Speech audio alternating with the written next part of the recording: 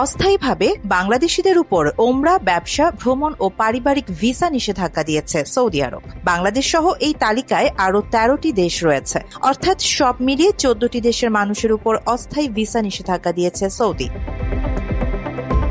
এই ভিসা নিষেধাজ্ঞা জুনের মাঝামাঝি সময় পর্যন্ত বিদ্যমান থাকবে। ওই সময় পবিত্র মক্কায় হজ করবেন বিশ্বের লাখ লাখ মুসল্লি। পাকিস্তানের সংবাদ মাধ্যম ARY নিউজ জানিয়েছে, এই দেশগুলোর কেউ যেন অনুমতি ছাড়া হজ না করতে পারেন, সেজন্য এই ব্যবস্থা নেওয়া হয়েছে। তবে এসব দেশের যাদের কাছে ওমরা ভিসা আছে তারা 13 এপ্রিল পর্যন্ত সৌদিতে প্রবেশ করতে পারবেন বলে জানিয়েছে সৌদি কর্তৃপক্ষ।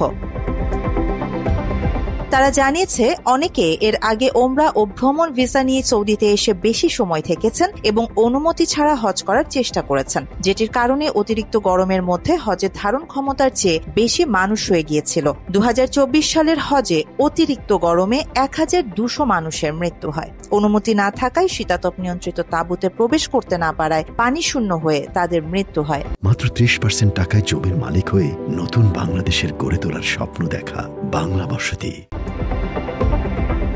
আরেকটি কারণ হলো এসব দেশের অনেক মানুষ ভ্রমণ, ওমরা বা ব্যবসায়িক ও পারিবারিক ভিসা নিয়ে সৌদিতে এসে কাজ করার চেষ্টা করেন। এই ভিসা নিষেধাজ্ঞা নিয়ে এই দেশগুলোকে উদ্বিগ্ন না হওয়ার আহ্বান জানিয়েছে সৌদি, কারণ এর সঙ্গে কূটনীতির কোনো সম্পর্ক নেই। মূলত সাধারণ মুসল্লিরা যেন স্বাচ্ছন্দ্যে হজ করতে পারেন, সেজন্য এই ব্যবস্থা নেওয়া হয়েছে। আগামী 4 থেকে 9 জুন পর্যন্ত সৌদিতে হজের মৌসুম চলবে।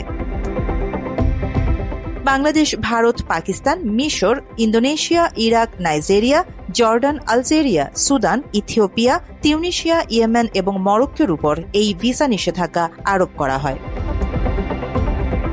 আরিবা জাহান, বাংলা এডিশন।